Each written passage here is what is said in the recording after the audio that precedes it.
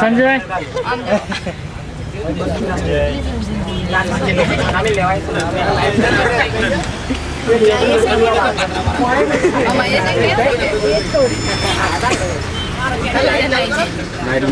Night mode છે આવશે light અમે નાઇટ મોડ જ છે હસતા ચહેરા રાખો યાર ફરી આ હસતા ચહેરા મીઠી નજર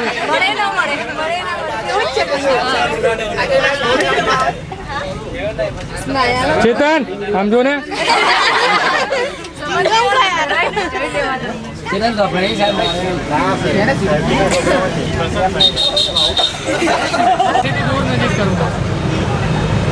હા એ કઈ ઢેસી ઉપર ઉપર અરે ને આંગળી હા હા હા હલો કઈ છે હા આવી જાય આવી ગયો થઈ ગઈ પેલો પેલો ફાઇલ આપી એમ ચાલુ કરો સર સાઈડમાં તું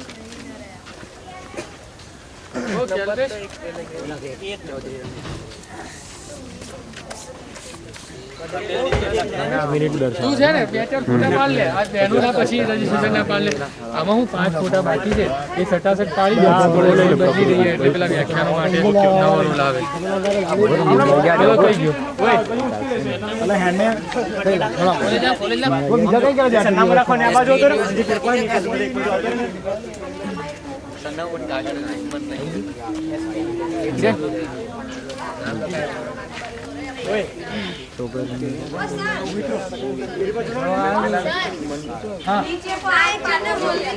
હા એ રાખવાનું પછી હું સોંપી દઉં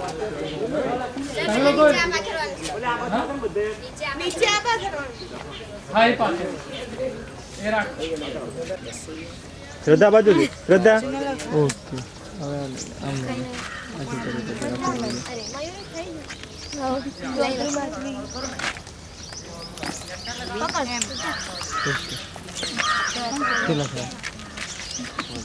એક મારો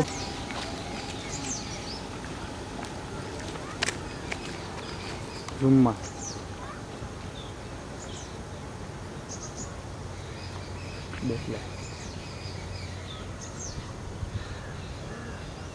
બસ પંકજ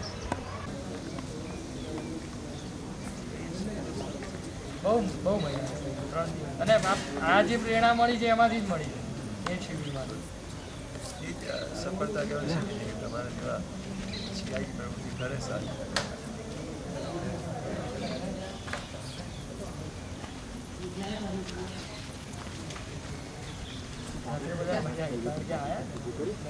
રાખીને અંધારું લાઈટ નહોતી એટલે પછી બધા માણસો લઈને આવ્યા બધા છોકરાઓ આટલું અંધારું પહેલાં તો ફાનસો હોવી એ પણ મોટી વાત હતી હા ગાડી જ નથી જતા સામાન્યતા વાંચવા માટે પુસ્તકો આપી દીધેલા છે એટલે આમ તો એ લોકો એવું લખ્યું હતું કે પહેલેથી જ એક પુસ્તક પર લીડ તૈયાર કરીને આવો અને એ બપોર પછીની બેઠકમાં બોલું સવારે દરરોજ 2 સર્જકો અને વિદ્વાનો બોલશે અને બપોર પછી સ્ટુડન્ટ અને આમ રોજ સવારે કલાક એમને રીડિંગ કરાવવાનું પુસ્તકો આપણે સાથે લઈને જ આવે લાઇબ્રેરીમાં એક બેગ ભરીને અને એ લાઇબ્રેરીની પણ વ્યવસ્થા છે એ પુસ્તકો આપણા એમને આપીને સવાર 7 થી 8 કલાક પણ જવાનું પછી વ્યાખ્યાન પછી બપોરે જમીને કલાક આરામ કરીને 3 થી 6 સ્ટુડન્ટ દરેકને બોલવાનું અને રાત્રે કાર્યક્રમો રાખે આજે ક્વિઝ પછી કાલે 3 નાટક છે અને પરમ દિવસે પછી ગુજરાતી ગીત નૃત્ય અને ગાયન પસંદ રાત્રિ સાહેબને શરૂ કરી દર્શક ફાઉન્ડેશન પહેલી બંને સિટીમાં સાહેબે 5 આદરણીય શ્રી ડૉક્ટર શ્રી પટિયાલ સાહેબ managing trustee Sardar Patel education છે આપણા આપણા મોટેન્ય સાહિત્યકાર અને આજના મુખ્ય અતિથિ અબ્દુલ ચૌધરી સાહેબ,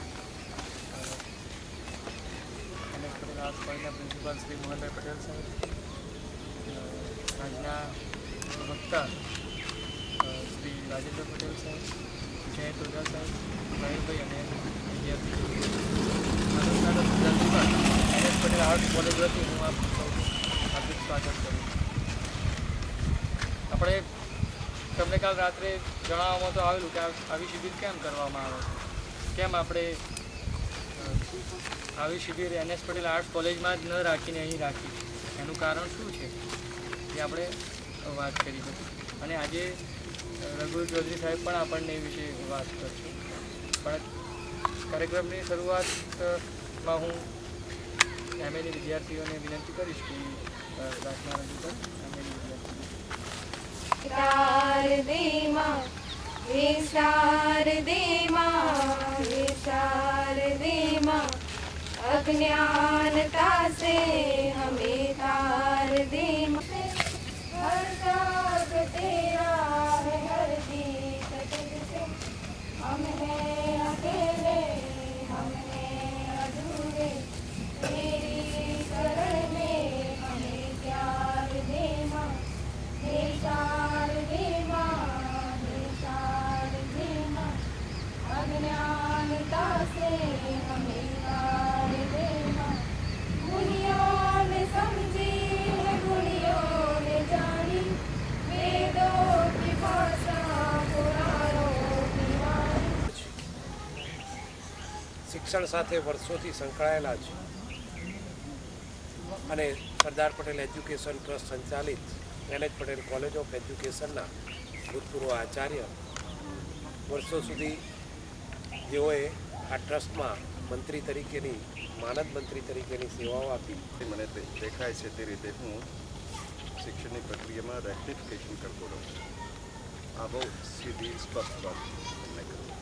તમે જ્યારે કોલેજની લોબીમાં ઊભા હો, મેદાન ઉપર આવો, વર્ગોમાં બેસતા હો અને હું તેમાંથી પસાર થાઉં ત્યારે મારે કશું બીજું જોવાનું હોતું નથી. વર્ગખંડમાં શું ચાલે છે એ હું કોઈ દિવસ પરવા કરતો નથી. પણ તમે કેવી રીતે ઊભા છો, ક્યાં ઊભા છો અને કેવી રીતે વાતચીત કરો છો તેનો હું દૂરથી અભ્યાસ કરી રહ્યો છું. પૂછવાની જરૂર રહેતી નથી. અને એટલે આ નિહાળવાની એક આખી પ્રક્રિયા મેં શરૂઆતથી અપનાવેલી છે. માનીને બહુ ખોટો નથી, એ તો આચાર્ય હતા જ, ભૂલ ન કરું. એક વ્યક્તિત્વ હોય છે ને એ મેનેજમેન્ટનું અને શિક્ષણ સંસ્થાના ટ્રસ્ટીનું જુદું હોય. અને જો આચાર્ય હોય તો ખ્યાલ આવે આપણને કે બોલવામાં ફરક પડે તો શબ્દો શબ્દ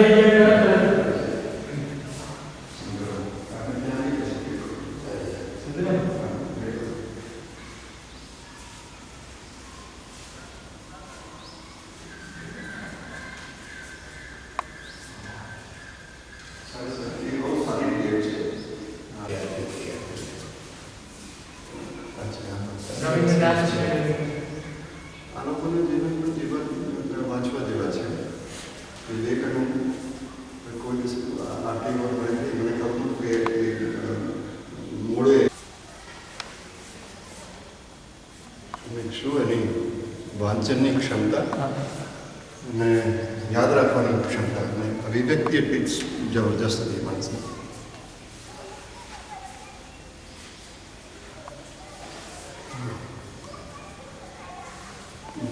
બહુ સરસ.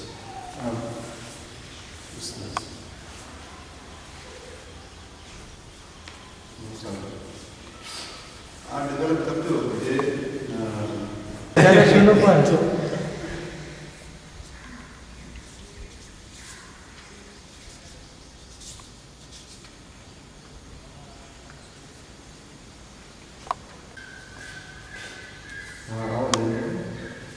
બહુ સરસ વાતાવરણ. એની સતત અમે સાનિધ્ય કેળવતા રહ્યા અને એને સંવર્ધન કરતા રહ્યા. એમ આજે એ મને મિત્ર કહીને સંબોધે એટલે એ મારા માટે બહુ ધન્ય પાઠ છે. હું જે આ જે મારી કલમ છે એનાથી હું ઉત્ખનન કરીશ, એનાથી હું કશુંક સર્જન કરીશ. હવે તમે જુઓ કે આ કેવી રીતના સરસ આપણી જોડે જાતનું છે આ લોકો કવિઓ. એક છેલ્લું અંતિમ કાવ્ય જોઈ અને આપણે આ વાત અહીંયા પૂરી કરીશું.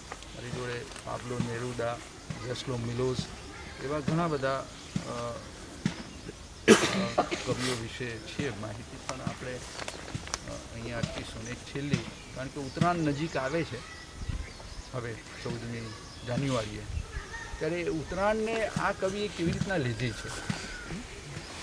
સિમસિની એ આમ કપાઈને ચાલ્યો જાય. Before the kite plunges down into the wood and this line goes useless. એટલે મારી જોડે જે દોરી છે એ નકામી થઈ જાય એ પહેલાં, મારા હાથમાં જે દોરી છે પતંગની એ નકામી થઈ જાય એ પહેલાં, અને પતંગ પેલો જંગલમાં અટવાઈ જાય, પડી જાય એ પહેલાં, take in your hand boys and feel. પોતાના પુત્રને કહે છે, પોતાના સંતાનો કહે છે કે ટેક ઇન યોર 2 હેન્ડ્સ, તારા 2 હાથથી અને પકડ મારા દીકરા. અને અનુભવ, શું અનુભવ? The strumming rooted long trail full of grief. આ જે ઝણઝણાટી છે ને, પતંગ ચડાવીએ ત્યારે ખ્યાલ દોરીથી ઝણઝણાટી થાય. સ્ટ્રમિંગ, આ ઝણઝણાતી દોરી કેવી? રૂટેડ, એ એના ઊંડા મૂળિયા છે. લોંગ ટેલ, જેની પૂછું બહુ લાંબુ છે. ફૂલ ઓફ ગ્રીફ, અને દર્દથી જેના મૂળિયા ઊંડે સુધી ખેંચાયેલા છે એવી આ પરંપરાની એવી મૂળિયા એ પેલી વિષાદ અને દર્દમાં સમાયેલા છે. Stand in here in front of મી, મારી આગળ ઊભો રહે અને હવે તું પકડા. એન્ડ ટેક ધ સ્ટેજ, અને તું હવે આનો ભાર છે. પોતાના પુત્રને એક પિતા કહે છે, પતંગ ચગાવતા. ફરીથી હું એકવાર, before the kite plunges down into the wood. જંગલમાં આ બધું પતંગ કપાઈ જાય, પોતાનું જીવન પતી જાય, સમાપ્ત થઈ જાય, પરંપરા ચાલી જાય એ પહેલાં. And this line goes useless, અને આ દોરી નકામી થઈ જાય પહેલાં. Take in your 2 hands boys and feel the strumming rooted long tail full of grief. You were born to fit for it. Stand in here in front of me, અહીંયા ઊભો રહે મારી સમક્ષ હમણાં જ. એન્ડ ટેક ધ સ્ટેજ, અને તું માનું છું કે આ પોતાના પુત્રને નથી કહેતો, પણ આ દરેક મનુષ્યમાં પેઢીઓની પેઢીએ ચાલતો આ જે જ્ઞાનની ગંગા છે એના માટે આ કવિનો ઉદ્ગાર છે. જે દાખલા તરીકે જેમ રઘુવીરભાઈએ મને કહ્યું કે મિત્ર તરીકે સંબોધ્યો, એમ હું તમને કાલે સંબોધીશ કે મિત્રો take this step. Thank you.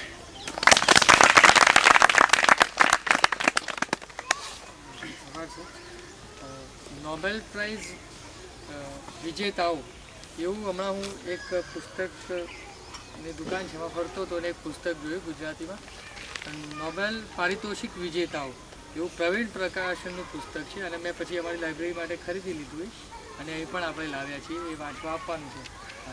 તો એમાં મૂળશંકર ભટ્ટે કદાચ લખ્યું છે ગુજરાતી, મૂળશંકર ભટ્ટનું છે.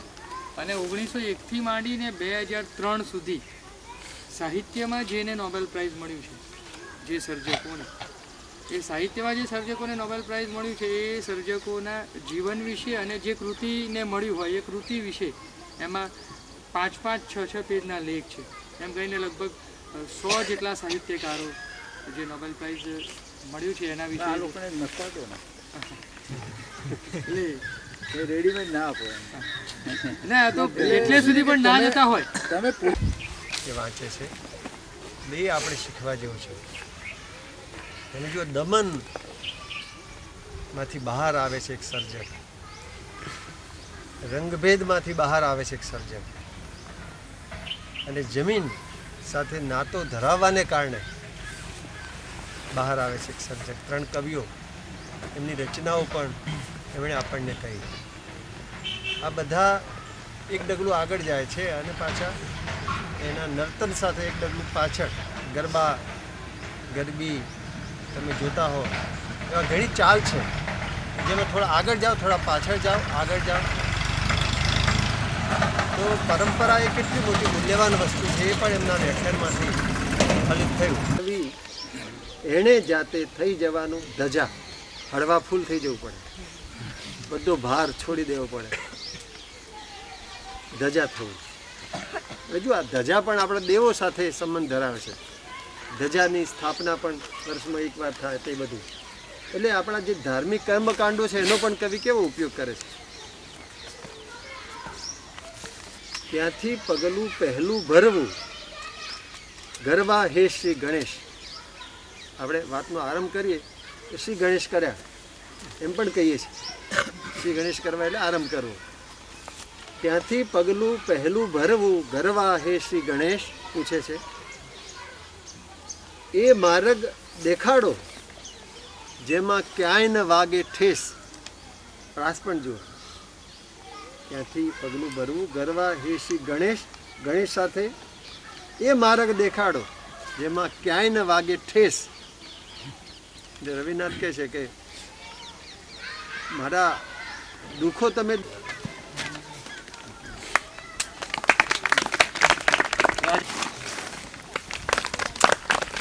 આનો ફોટો ભાઈ આ તે ફોટો આ તીર્થનો જ ફોટો આવ્યો છે. હવે આ સ્થળની વિશેષતા જે છે કે આપણે આમ કોઈ પણ વસ્તુમાં ધ્યાનમગ્ન થઈ જઈએ. જે રીતે આપણે સાંભળી રહ્યા છીએ વક્તાઓને, તો જોઈએ છીએ કે દૂર દૂરથી કોઈ કુંજડીઓનો અવાજ આવતો હોય તો તે પણ આપણને ખલેલ પહોંચાડે. ક્યારેક એનો અવાજ મોટો થઈ જાય ત્યારે વચ્ચે વચ્ચે હુડાઓ ને તેતર ને લેલાઓનો જે અવાજ છે, આ સ્થળની એ વિશેષતા છે. આપણે ગઈકાલે રાત્રે આવ્યા અને ટ્રેક્ટરનો બોલી ગયા.